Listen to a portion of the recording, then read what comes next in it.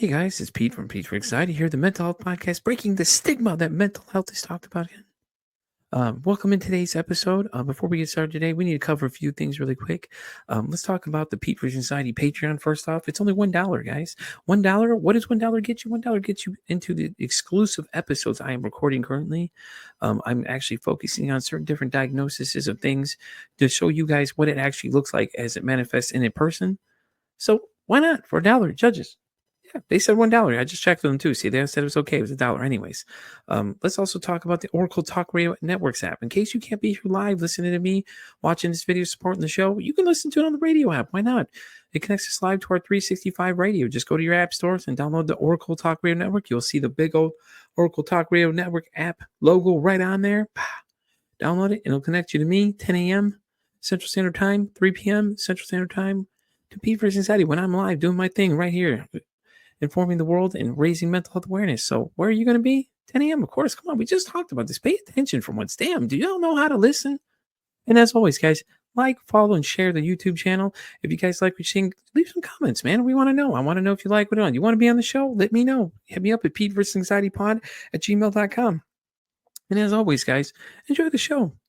And by the way, did I mention to like, share, and subscribe to the YouTube channel as well? Yeah, okay. I just want to make sure because some of y'all are hard of hearing in the back, may have to yell louder or get a megaphone or something. But, anyways, let's get today's show started. Y'all have a great one. Enjoy. All right, welcome into another exciting episode of Pete vs. Anxiety, the mental health podcast breaking the stigma that mental health is talked about enough.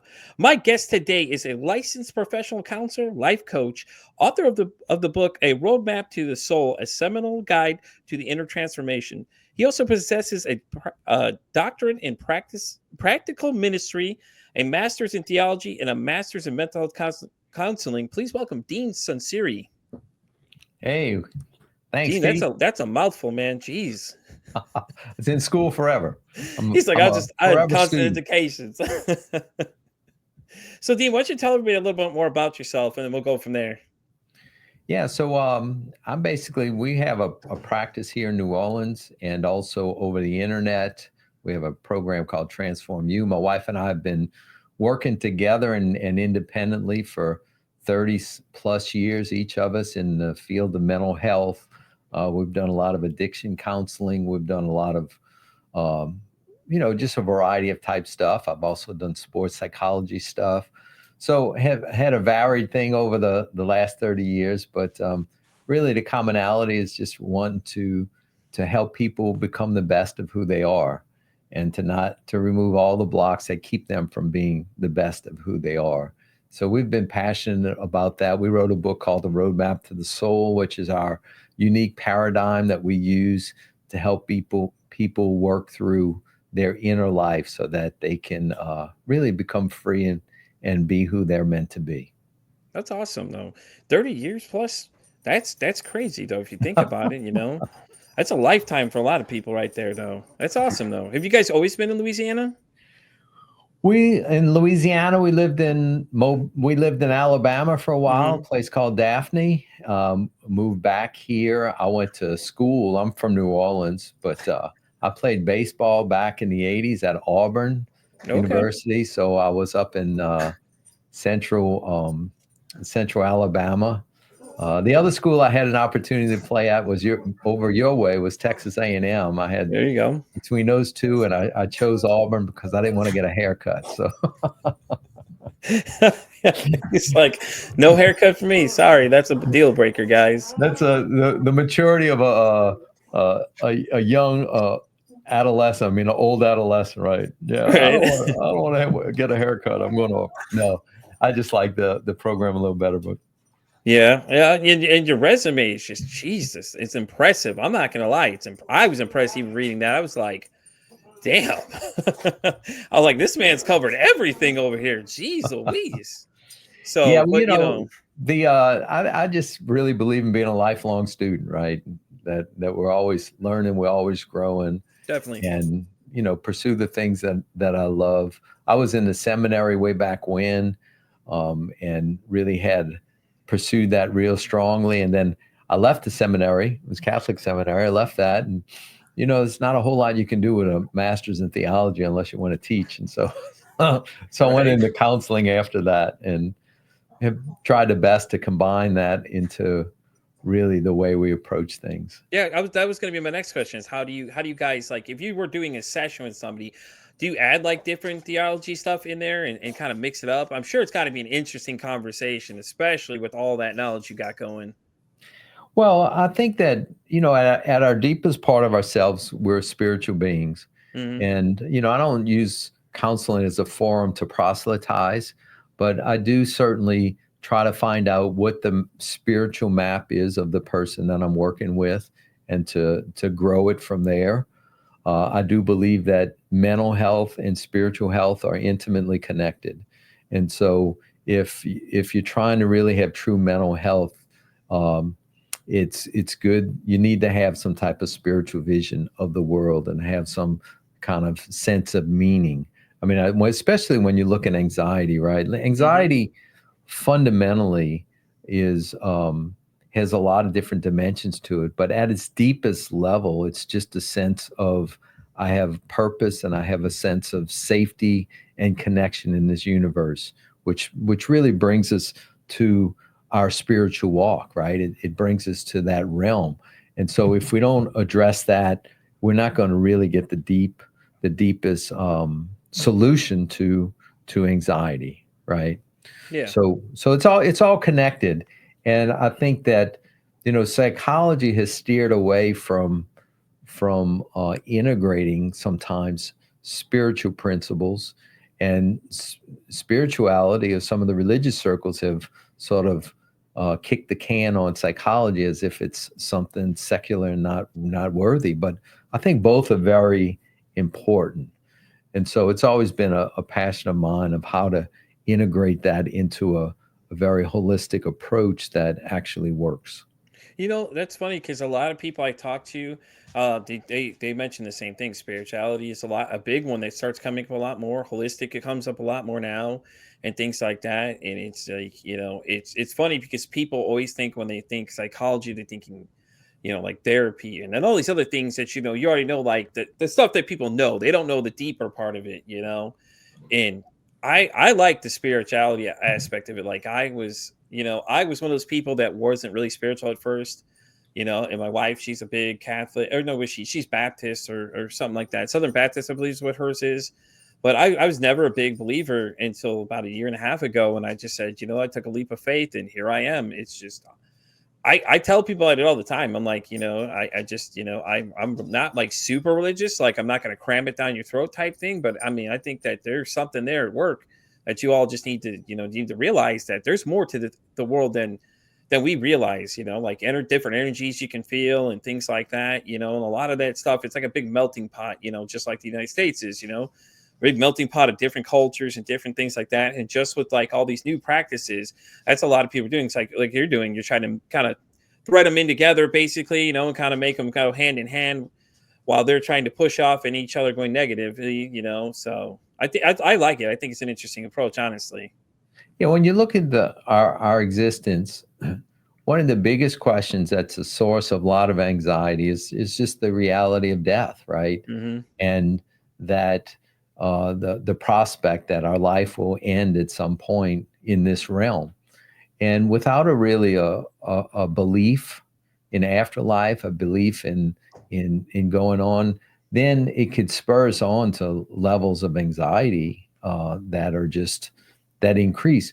Where if I really have a strong spiritual belief system that's grounded in my heart, Hmm. that it doesn't all end my last breath here, but it continues on. That there's a benevolent God in this world that cares for me. And that's a real strong belief. Wow, that provides levels of security that really can't be gotten through any psychological technique. That it's Yeah. it's only gotten through my belief system. So, Jesus talks about from the parable, one of his parables is that, when we have a strong spiritual vision connected to him, it's like a house that's built on rock, right? Storms come, life storms come, and it stands strong. Where if we don't have a connection with him, we don't have a strong belief, it's like a house built on sand. It experiences the same storm, but it's a lot more shaken, it gets a lot more damaged. It doesn't have, so when we don't have a strong spiritual belief system, man, some of the big questions that we have to grapple with in life become very, very intimidating. When we have to deal with death, when we have to deal with tragic loss, when we have to deal with broken relationships, when we deal with financial struggles, when we deal with all kinds of things. If we don't have a faith that's grounding us, man, that stuff gets magnified Yep. tremendously in our lives. So it's real important. It's real important. I mean, anxiety is a big part of mental health. I think some of our younger generations. I mean, if there's one struggle that seems to be more than any other, it's the reality of anxiety. I mean, it's Yeah. really a big deal. So mental health and spiritual health definitely go hand in hand. Yeah, I agree with you on that one. I do too. And I've noticed, ever since I've accepted, Jesus into my life, a lot of things have changed for me. Like my thought process of things are way different. And, and I just, I tell everybody, just talk to him. I mean, all you do is just talk to him. And I know people think it's crazy, but it's what do you got to lose? That's my thing. What do you got to lose? I'm 40 years old now. It's like at this point, I'm just like, I'm taking life for what it is. I'm gonna do as much as I can. I'm gonna learn as much as I can, just like you said. Just being a constant student. I want to learn more things, and and now I have this new aspect now. Religion. I've been reading the Bible little by little, and I'm very fascinated because everybody's like, well, which one are you reading? Well, I'm going to start with one and go through them all because I'm kind of curious. I want to see what the differences between them all are. I mean, why not? Let's see what harm is it going to do for me to expand my knowledge even further with that. And I deal with anxiety myself a lot of times. A lot of times I find myself, it's just like all of a sudden my brain just starts worrying about things that are just not even happening. And it'll start inventing these things that just aren't there. And, and luckily I have a partner, who's grounded and she's like, hey, whoa, back up.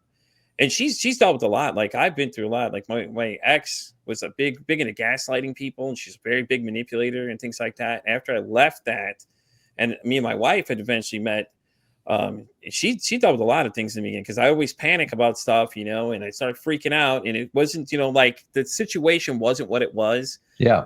and and it just got worse. But she understood though because she's had her own mental health journey of things that she deals with, and and it was great because somebody finally understands exactly what it is I'm dealing with. So she was always really, really understanding and things like that, and it was great. And she's the one, like I said, she's the one that introduced me to religion too, because she was like, "Yeah, you're not religious." I said, "You know what? Let me tell you how that went down." Because I told her the story because every time it's been presented to me, it was like force fed to me. And it's like, yeah, I don't like things being force fed to me. I'd rather, just kind of be curious myself and accept it myself. And eventually one day I just said, forget it. I'm just going to go for it. Why not? What do I got to lose? It's just, same thing. And here I am now. I mean, I have this podcast. It's taken off. I'm booked all the way out to August on a live show I do weekly on Mondays. And or actually, I'm out to October. I'm sorry. I'm out to October now, but I've been out to July of 20 of this year since November Wow. last year. So I mean, it's just crazy. That's great. And it's just so it's great thing is I get to meet new people every week. I'm meeting new people. They're teaching me new things, and I'm taking new things away from every conversation I have and things like that. I think one woman I had talked to last week on Monday, she had told me that we had past lives, and she said that she had met a man that said he was worried about needles, couldn't figure out what it was, and when she dug deeper into it, found out that he had lived in a previous life. He was actually executed by lethal injection in a previous life, and it was Hmm. just like that's so crazy to think about. Though it's like it gets you thinking, like, what other past lives have I lived? Though at this point, Hmm.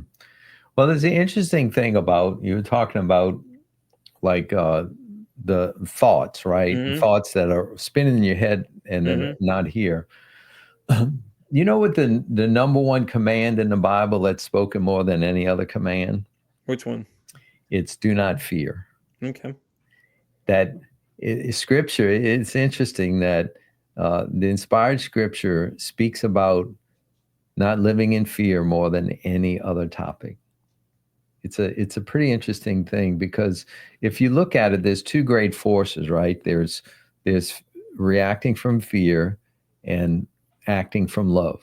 hmm And if you boil it down, those are usually if we evaluate our behavior, we can probably boil it down to one of those two things. I'm doing something loving and giving, or I'm reacting from a place of fear. Yeah. Our mind thinks in the same way, that I'm thinking about doing something from an action of giving to someone in a loving way, or I'm thinking about a fearful scenario. I'm thinking about a fearful outcome. And what is anxiety? Anxiety is when I am constantly thinking about something, a fearful thing that Hmm. don't want to happen, right? So it's no accident that that's addressed more as a command than any other command in the Bible, and that's one of our biggest battles. It's the heart of our battle. And I've done a lot of like soul searching around anxiety for myself, and how to teach others.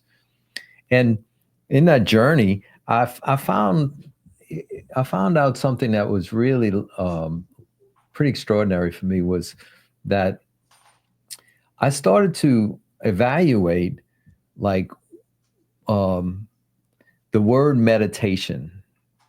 Meditation is a spiritual practice.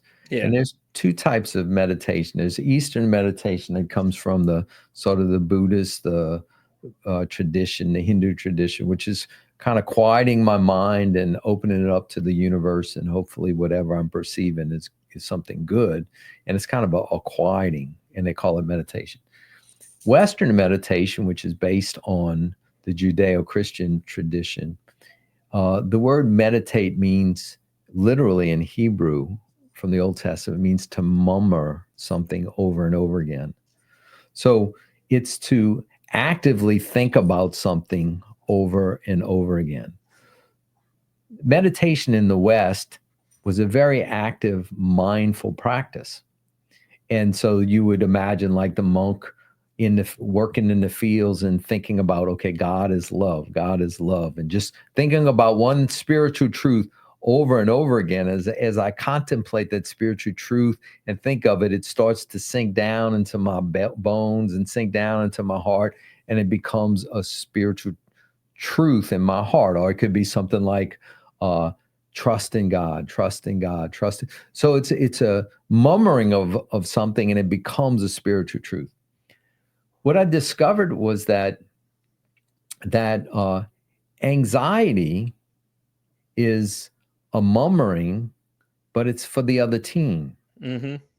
It's a meditation on a spiritual, on a truth, or a deception, not a truth, a deception that I'm going over and over again in my mind, and it's sinking down into my body and creating an anxious state of being. So if I'm constantly thinking about, oh, she's going to leave me because she no longer loves me, but she might absolutely love me, but she's going to leave me, Yeah, and exactly. that's based on a past experience that I haven't resolved. So I'm still thinking she doesn't love me, and she's going to leave me, and she doesn't love me, God. and I'm obsessed with that. All of a sudden, I start I start accommodating that deception, and it starts to sink into my bones, and I start to get real fearful, and I'm acting in ways towards her like I'm gonna leave her before she leaves me, and it's all based on a deception. So really, anxiety is a negative form of meditation.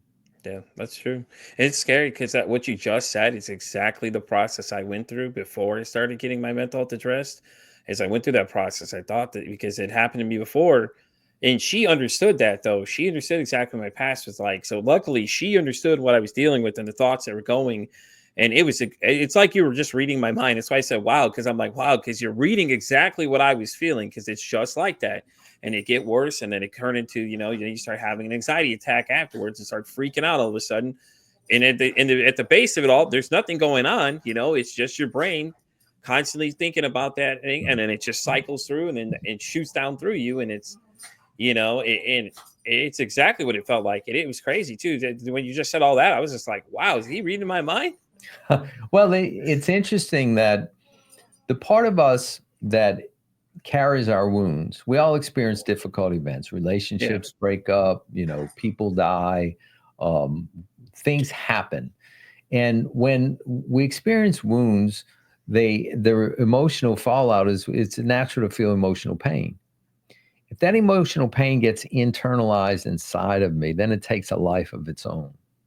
We in our language we call it the wounded child. So Yeah. say that I had a girlfriend that betrayed me at 16 years old and started dating a friend of mine, behind my back, and I was devastated, right? So Hmm. say that I have this pain about being betrayed from a girlfriend that I really liked. And if I begin to externalize that and release it, then I start healing. But if I hold it on the inside, then it becomes part of what I call the wounded child. Now, the wounded child part of us, the part of us that carries our pain, has two characteristics. It has no sense of time and it thinks symbolically. So, what that means is the part of me that carries my pain doesn't know the difference between 5 years ago, 10 years ago, yesterday, and today. And it thinks in symbols. So, certain symbols can trigger it off.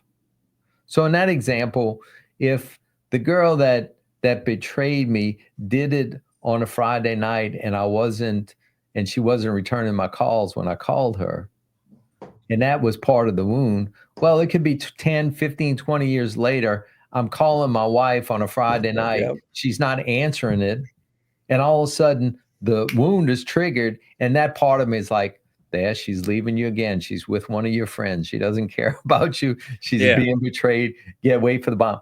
And she was tied up at work. She couldn't answer the phone. But because the wound was triggered, it comes to the surface and it's seeing the world as if it's happening again right now. Yeah. Exactly. That's exactly And what it's like. yeah, and so the question becomes, how do I resolve wounds that have been internalized? Because if they don't, they may stay dormant for a long period of time, but when they get triggered, they start to have a life of their own, and we start seeing things as if it's happening right now, even though it happened 15 years ago. It happened 20 years ago. And so how do we resolve that, right? That becomes a question because once I honor it and resolve it, then it no longer has power. It doesn't get triggered. It doesn't come to the surface when my wife's not answering the phone on a Friday night. Yeah, that's true. So one of the things that do um, is that our wounds need to be honored and they need to be externalized. We the problem occurs when we internalize our emotional pain on the inside. Healing occurs when I do the opposite. I externalize it. I give it a voice. I release it. I release the energy.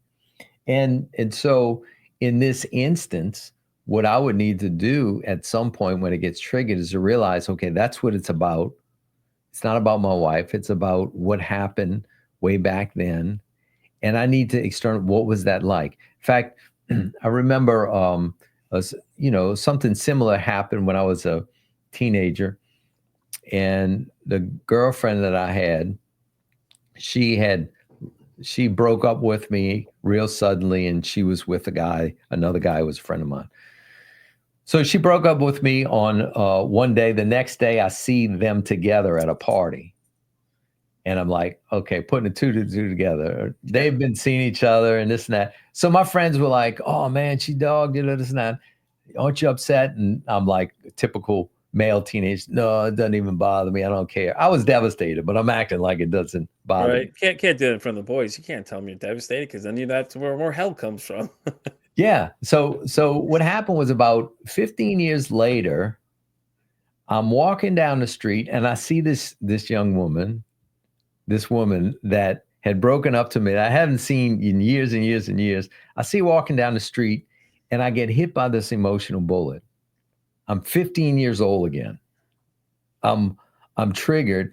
I was so triggered I had to walk across the street and avoid seeing her.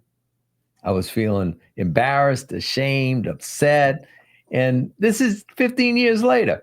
So I'm Yeah. with some friends of mine and I'm telling them about it. This men's group I'm in. They say, dude, you need to deal with that. I said, what do you mean I need to deal with this? 15 years ago. No, no, no. No, no, no, no. You need I say, well, tell me what to do. They said, I want you to write a letter to her and tell her what it was like when she broke up with you and what it was like when she went with the other man and what it was like for you, and write a letter to him. And at the end of the letter, I want you to state that you forgive her and that you're letting this go. And so I said, all right. So I wrote this letter. I was amazed at what was coming up for me, right? Because it had been dormant. Part of it was written to him. At the end, I forgive you. I let this go. Well, they said, look, you don't send a letter to her. You read it to us. And so we got together. I'm reading this letter to these guys, and I'm crying like a baby. I mean, I'm snotting. It's like I have no idea where this is coming from, but I mean, it was coming out, and I read the letter, and I declared that I forgave her. And as God would have it, I haven't seen this woman in 15 years. I saw her about a month before that. The next week, I run into her. I'm going in this church. She's coming out, and I see her again. And when I saw her, nothing happened on the inside. Like it was over. And I was able to hug her and tell her hello, introduce her to my wife. It was fine. She couldn't look me in the eye. What's interesting was she was still stuck in a space, whatever. But it was clear on my side. And just a month before, I couldn't even walk past her. So once I got it out of my system and I forgave her, then it was finished. It was over for me. And therefore, it had no more power over me. Now, you wonder all those years how that wound may have impacted my level of connection with my wife, with other situations. I don't know.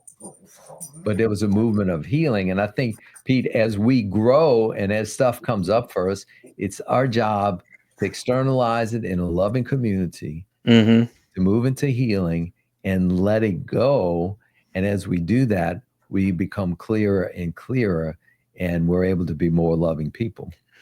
I could relate to the letter because my mom had abandoned me when I was 10 years old, and it was rough. Like, I didn't realize how bad it affected me until I started to really look back at everything. Like, I was really angry at people for no reason. I had really bad rage.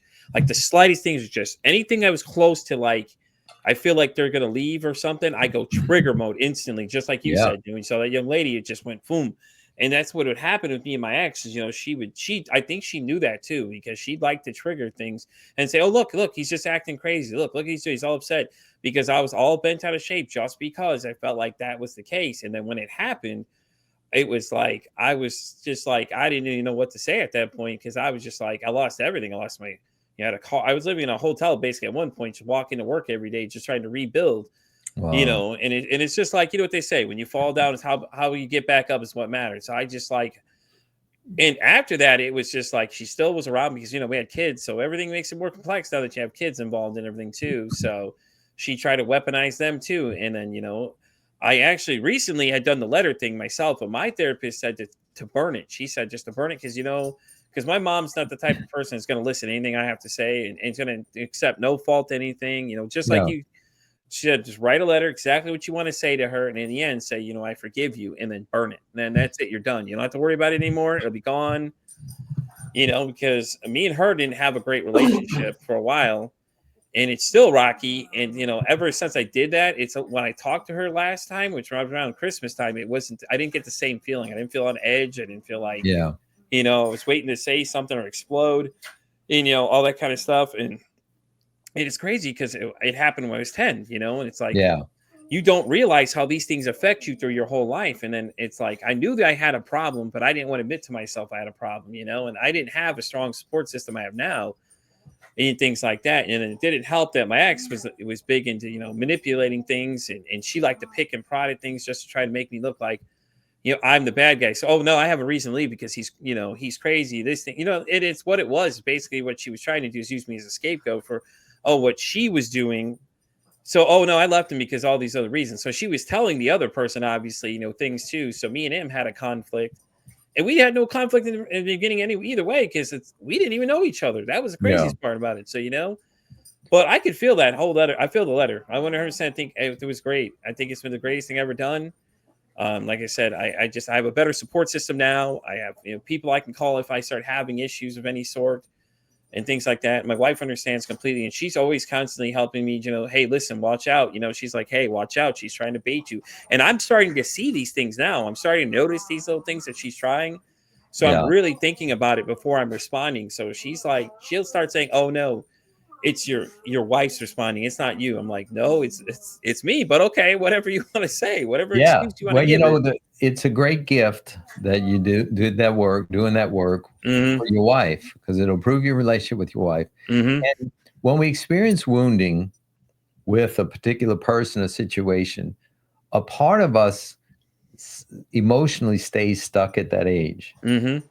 And so it's very different. And you describe it well. It's like as it's severely unresolved, then you would look at your relationship with her from the perspective of a 10-year-old or an adolescent, Mm-hmm. right?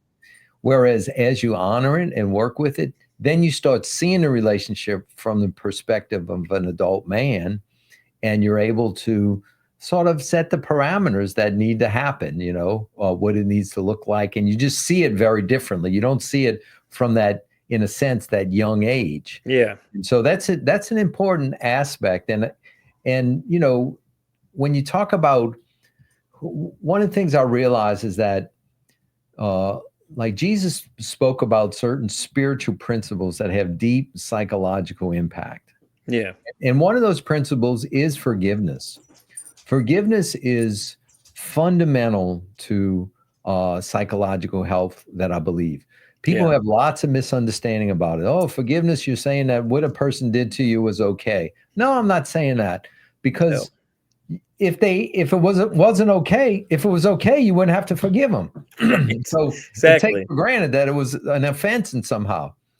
But what I realized over the years is that forgiveness is for the person that's forgiving. It's not for the other person. Yeah. That, if you and I were friends and you punched me in the mouth and you went about your business, forgot about it, the next day I think about one time that next day, man, I can't believe Pete punched me. And then the next day I think about it, man, Pete punched me, I'm going to get him. The next day I think about it once. Next 30 days, if I think about it once a day, after 30 days, how many times have you punched me? Yeah. 31, right? I've because it's a constant repeat. Yeah. over and over and over. And now I'm mad as a hornet, right? But if I was able to get that offense out of my heart on the third day, I had 4 punches instead of 31. Yeah. And so forgiveness is not for you, it's for me to get the offense out of my heart.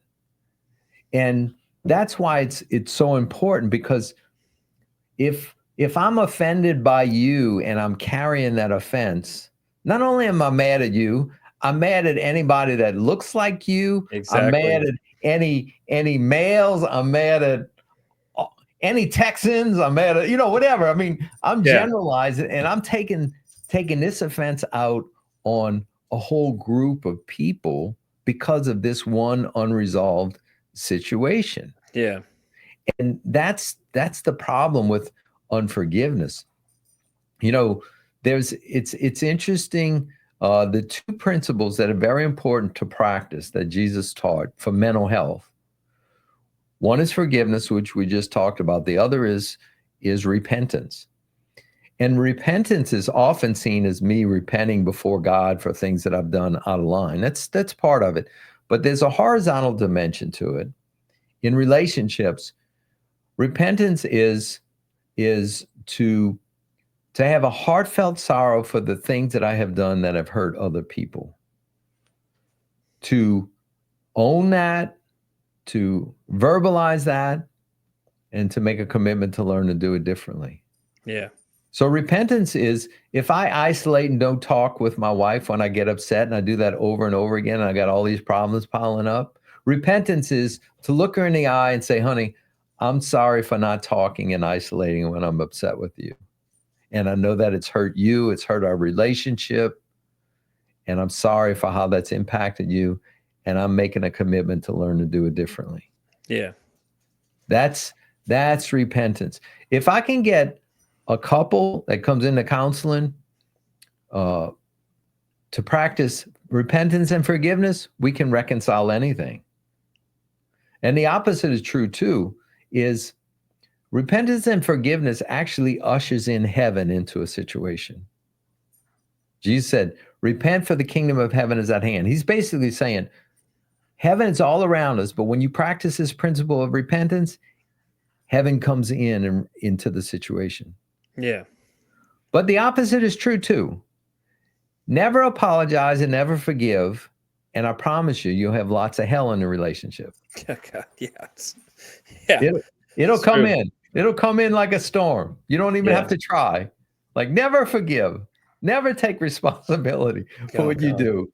That's And one of the every things I'm really bad at, is taking responsibility, but my wife holds me accountable for it too.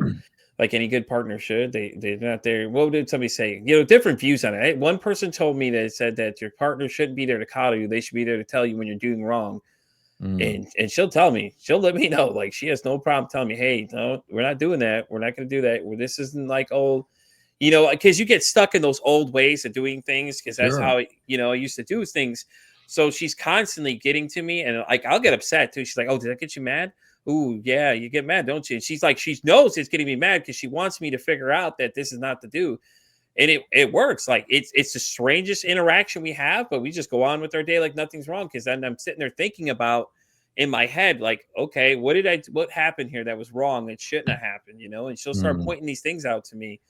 And it's great though, because I've never had a partner that communicates with me. Me and her, we talk about everything. that's nice. That's beautiful. It's But amazing. I'm telling y'all right now, communication, like, talk to your partner. It'll do you wonders. well, I always say that, like, my wife she's extraordinary, and she loves me enough to tell me the truth. Exactly. And oftentimes I don't like it, but she loves me enough to tell me the truth. Yep. If my hair is sticking up in the back and I don't see it, I need someone to say, okay, your hair's sticking up in the back. Now I might be offended and say, won't you criticize your own hair or whatever?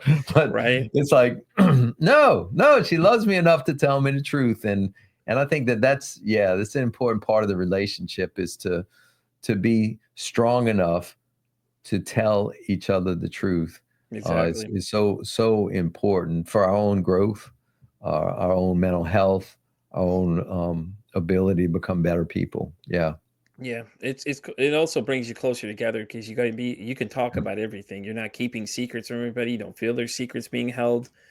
And like you said, they're gonna say things you're not gonna like, but it's what you need to hear a lot of times, is that you need to hear, hey, you're messing up, you're doing something you shouldn't be doing. And she doesn't just nitpick things. Like, she'll see things that I'm used to doing, that she's like, yeah, we're not doing that anymore. So she constantly helps me, understand these things that I'm doing. And she's like, you know what you did wrong? And she'll tell you, like, she'll give you a second to think about it, think about it and get back to me. So I'll think about it in my head, and then usually I'll apologize. If I end up getting upset over something and I overreact about something, I'll get quiet. I won't say anything. I'll sit there and think it through my head and really just carefully think about it. And then I'll say something to her, because she knows by that point I'm processing exactly what the scenario was and what happened and things like that. And it's actually better for me, because I'm learning to not be so angry about things. And slowly it's like I get less mad about things. I get frustrated about things when I'm trying to explain things sometimes, and a lot of times the words try to come out too fast, and it's like a traffic jam, and I'll get frustrated. Then I'll take a minute. When I start getting mad, she'll say something and she'll just walk away. And then I'll take a step back and think about it, and then I'll go apologize, because I understand that I was at wrong. I shouldn't have gotten upset. I'm getting frustrated trying to get the words to come out, and it's not happening. Yeah. And I'm trying to answer her, but she's understanding on that though interview though. But like I said, talking to her, it's something new to me. I've never had it happen before. My parents never communicated. They always argued. And I know when you're kids, you see these things and you think that's how communication should be. Is they constantly argued about things. Me and my ex constantly argued. Me and my wife now, we'll have disagreements where things will get ugly sometimes, but it's just like, at the end of the day, we still love each other. It's just sometimes, she's just straightforward. Like, if I need a straight honest answer, I'll come to her and ask her. But I better be prepared for what's going to be said next, because I'm not going to like it most of the time. I'm not going to like it, but it's what I need to hear, though. Yeah. Well, one of the things we do, especially in relationships and evaluating that and managing your inner life, and we spell it out in our book, A Roadmap to the Soul. But what we do is we divide a person up into three parts. So we say one part is Pete, who you really are, the very best of you, the loving man, what you're most passionate about, the best qualities. That's who you really are. We call that the true self. Then we say there's a part of you that carries any emotional pain you've experienced in life that's been internalized. So perhaps, some of the pain about losing your mom at 10 or other experiences, breakups and stuff, that Mhm. any of the emotions that have been internalized that go into this second part we call the wounded child. And then we develop a third part, which we call a protector. And the protector is our coping behaviors. It's the behaviors we develop to help us cope with our emotional pain that originally worked for us, but over time work against us. Yeah. And so this is my reactions. This is the things that I do that I need to apologize. These are the things that I do to deal with stress or pain and that are unhealthy behaviors. So I might withdraw, I might scream, I might Mhm. curse, I might use drink, I might do whatever those behaviors are, we put in a bucket called a protector. So we say that we need to learn to manage these three parts from a true self perspective. I need to learn to manage and love and deal with my emotional pain. I need to learn to hear and manage my protective voice and not let it have my voice. So to give you a tangible example, there was one time when my wife, I was working at a job, I had to wear a tie. I was running late trying to get out the house. The tie was a mess. My wife came across the room, kindly started fixing my tie. And I got so angry, I wanted to hit her. Now, I've never hit my wife. I don't plan on it. But at the Yeah. moment, I was really like a 1 to 10 scale of anger. I'm a 1 or 2, 10 being high. She fixes my tie, and now I'm a 9. Yeah. So the question becomes, here she is doing a kind act for me, and all of a sudden I become a 9. Now, when we look at the voices or the parts inside of us, so when I was growing up, I can remember we would go to church every Sunday, which was fine. My mother would dress me and my brother just alike, and I can close my eyes and still remember fixing my starched collared shirt and it had to look perfect. And I was the kind of kid that wanted to roll around in the mud all day. And so Yeah. she was just being a good mom, but I hated it. And so when my wife, 15 years, 20 years later, is fixing my tie, what was the symbol? The symbol was the most significant woman in my life has fixed me up without my permission. And when that symbol was triggered, all that I was carrying about that symbol that I wasn't even aware of came up for me. So if I had to give voice to what was going on inside of me, the wounded part was, there you are being smothered and controlled. You need to look perfect before you go outside. My protector part was like, pop her in the head. True self was saying, I'm thankful my wife's fixing me up so I don't look like a goofball in public. Yeah, but you're being smothered and controlled. Pop her in the head. I'm thankful. All that's going on in my head, and I'm needing to respond to the situation, right? Mhm. Now, if I have no idea what's going on and what's been triggered, she gets it. Now, can you imagine? I have no self-control. I hit her. She calls the police. I'm explaining to the officer I hit her because she was fixing my tie so I don't look like a goofball in public, right? Makes no sense, but it Nope. would make sense if you understood my unique history. Yeah. But I need to understand that, because if I don't, I'll play it out with her. Now, if I was able to say to her, honey, when you came to fix my tie, it reminded me of all the times I felt smothered and controlled, the need to look perfect before I was going outside. And another part of me wanted to pop you in the head. But I'm thankful you're doing this so that I don't look like a goofball in public. Can you next time just ask my permission so I don't go off? All of a sudden, if I'm able to verbalize it like that, this moment of this trigger becomes a moment of connection, as opposed to us going to our corners and we don't know what hit us. Exactly. That's the important inner work that needs to be mastered, so that we can that when we hit that crossroad of being triggered, we can transform it to be in a moment of connection as opposed to a moment of pulling us away. And we can only do that by learning to manage our inner voices, and then learn to translate it in a way that my partner can hear. When I Mhm. do that, then we both win. We Yeah. both win as opposed to both losing.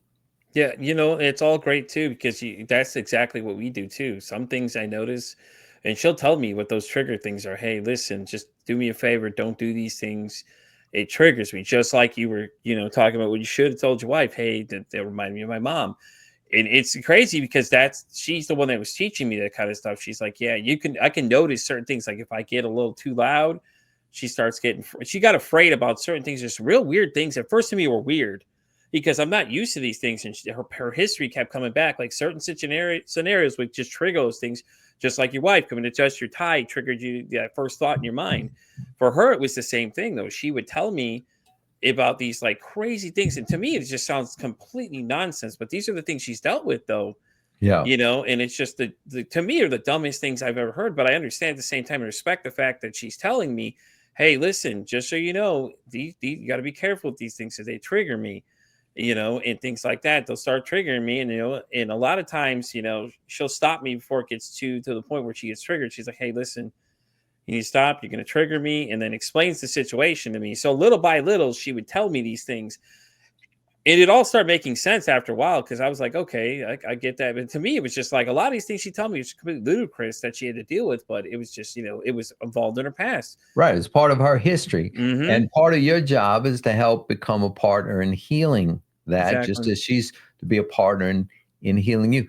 And even though it's very different, because whenever we have overreactions to situations, Mm-hmm. it's because our history is kicking in. That's amplifying what's happening. Going back to the example with the tie, I mean, my mother was just being a good mother. It was more about me. But the fact is, my wife fixing my tie without my permission on a 1 to 10 scale, she might have deserved maybe a 2 or a 3 of anger, but I was feeling a 9. So where does the other 7 come from? Well, the 7 comes from my history. Yeah. If I don't know my history, then she's going to get all 9. And that's why it's important. One of the things that we do is we actually help people evaluate and understand the sensitive triggers in their history. We ask certain questions that bring that about so that they have awareness. It sounds like your wife has really good awareness about what are these triggers, communicates those to you. And once you understand that, even though it's not a trigger for you, then you can figure out how to love her through that, how to be sensitive to that, and how to become a partner in someone that's helping her heal that. I remember my wife one time, I was going to a monastery for a retreat on a Friday night. I got to the monastery. She asked me, can you call me when you get there to make sure I know you're safe? I said, sure. And so I get there, I start talking to some friends. By the time I look at my watch, it's late. I don't want to call her. I don't want to wake her up. So I call her the next morning just to check in, and she's hysterical. I mean, really upset, uncharacteristically so. And so I'm like, man, she's upset with me. And it's like, I'm going to a freaking monastery. I'm not going to a strip club on Bourbon Street. I'm going, I'm like, it's all good. And I'm thinking this in my mind, but I'm not saying anything. She's really upset. So then she goes on and tells me that at 5, her parents divorced. And she started to tell me that on like Friday nights, her dad would say that she was coming to get her. He was coming to get her. Oh, okay. And she said it was many times she was sitting on her front porch with her suitcase waiting for him, and he didn't come. And I'm having this image of this little girl on Friday nights getting eaten by mosquitoes, waiting for her dad to come get her, and she doesn't come, and how disappointed. And then all of a sudden, as she's telling me the story, I got the scenario. Yeah. The most significant man in her life is not following through on his word on a Friday night. And so because she explained it, I understood the intensity of the hurt. Now, to me, it was silly because I didn't know her history, right? Yeah. I just forgot to call her. But the symbol was triggered and came up with it. Now, that happened over 30 years ago. And to this day, if I give her my word on a Friday night, I'm following through. Yeah. Maybe not on a Thursday or Saturdays, but a Friday night, I give her my word because I know that that's a place that I need to be extra tender with her. Yeah. And that if she was not able to explain that to me, you could see how it could turn into a catastrophe in terms of an argument. Right. You're overreacting. You're not sensitive. You don't care. You don't follow. Da, da, da, da, da. No, no, no, no, no. I see. You were wounded in this way on a Friday night. This symbol was triggered, and Yeah. I'm going to make the adjustments to where I will follow through. And I'm going to help put salve on this, and then I'll become a partner in healing.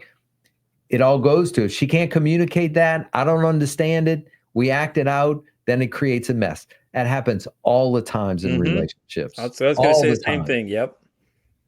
Yep. My parents weren't ever good at communicating. And I think that's what the biggest flaws for them was, is that they couldn't talk to each other about things. Because my dad would always get mad. He'd start yelling, and then she'd start yelling, and then she just, start storming off, and then start slamming things and start throwing stuff.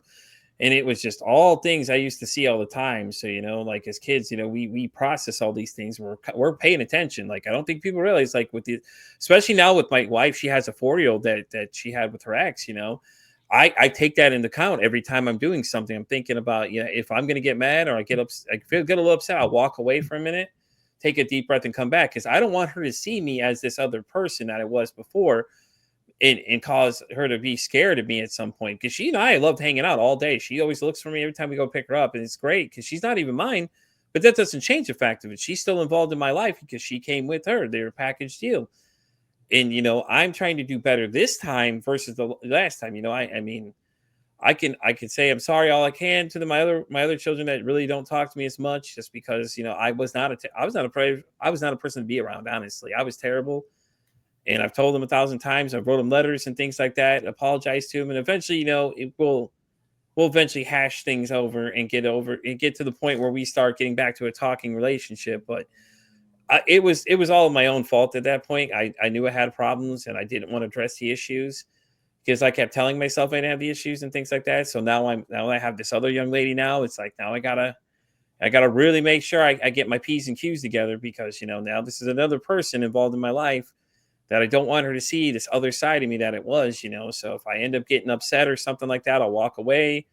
Me and my wife don't argue in front of her. We don't talk bad about the dad in front of her. We don't do any of that stuff. When we make any kind of comments, anything like that, it's done behind private closed doors, anything like that, or we got to talk about something involving her. We don't do it when she's there.